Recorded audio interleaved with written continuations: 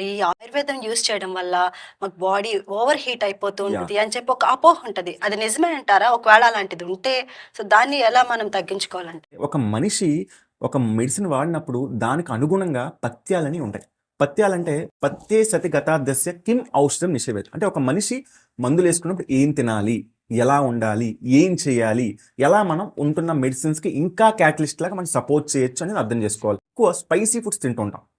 Spicy foods అంటే ఎక్కువ కారం, మిర్చి ఇవన్నీ తింటుంటాం. దాంతో పాటు ఈ మెడికేషన్స్ కూడా హెవీగా వాడడం వల్ల ఆటోమేటిక్‌గా బాడీలో వేడి పెరిగే అవకాశం ఉంటది. బట్ ఆయుర్వేదిక్ అన్ని కాంగ్లిమేట్ చేయడం వల్ల చాలామంది వేడని చెప్తారు. కానీ వేడనేది అంత కరెక్ట్ కాదు. అది కూడా ఒక అపోహ.